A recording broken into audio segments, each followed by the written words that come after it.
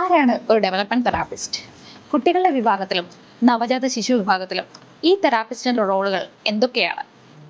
ഒരു development തെറാപ്പിയിൽ പേരൻസിന്റെ role എന്തൊക്കെയാണ്?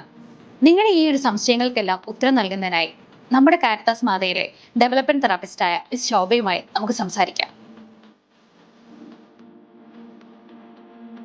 Hi, ഞാൻ ശോഭ, ഡെവലപ്മെന്റ് തെറാപ്പിസ്റ്റ്.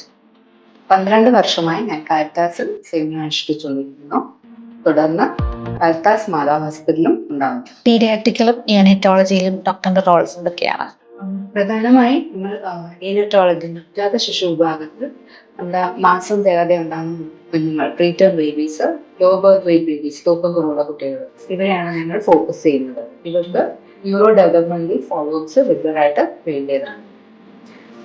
പീഡിയാട്രിക് ഡിപ്പാർട്ട്മെന്റിൽ 28 ഡേയ്സിന് ശേഷമുള്ള കുഞ്ഞുങ്ങളെ നമ്മൾ പീഡിയാട്രിക്സിൽ വൺസെറ്റ് വന്നു കഴിഞ്ഞാൽ പിന്നെ ഇവരുടെ ഡെവലപ്മെന്റ് ഒബ്സർവ് ചെയ്യുന്നുണ്ട്. പ്രധാനമായിട്ട് പീഡിയാട്രിക്സ് എന്ന് വരുന്നത് ശരിക്കും നമുക്ക് ഡെവലപ്മെന്റ് ഡിലേസ് ഉള്ള കുട്ടികളുടെ പിന്നെ മുഖത്തോക്കി ചിരിക്കുന്നില്ല, കഴുത്ത് ഉറയ്ക്കാൻ വൈകുന്നു, ഇരുന്നില്ല, അല്ലെങ്കിൽ കൈവിട്ട് നിൽക്കുന്നില്ല എന്ന പറഞ്ഞ ഡെവലപ്മെന്റ് ഡിലേസ് ഉള്ള കുട്ടികൾ, സ്പീച്ച് ഡിലേ ഒരു പ്രശ്നം, പിന്നെ ഹൈപ്പർ ആക്റ്റീവ് കുട്ടികൾ, ഇൻഅറ്റൻഷൻ, ശ്രദ്ധക്കുറവ്, ഇത്തരം കുട്ടികളെ ഞങ്ങൾ ഡെവലപ്മെന്റ് ക്ലിനിക്കിൽ കാണും.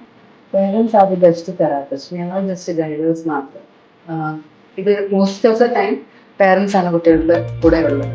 ഞങ്ങൾ ഈ എക്സസൈസ് പറയുന്നത് ശരിക്കും നമ്മളൊരു എക്സസൈസ് ഉപരി കുഞ്ഞുങ്ങളെ അമ്മ പേരൻസ് ലാളിച്ച് ചെയ്യുമ്പോൾ അവരത് പ്ലേഫുൾ മാനേഴ്സ് കുഞ്ഞും അത് എൻജോയ് ചെയ്യുന്നു, അമ്മ അത് ചെയ്യുമ്പോൾ അത് കുറച്ചുകൂടെ ബെനിഫിഷ്യൽ ആണ്.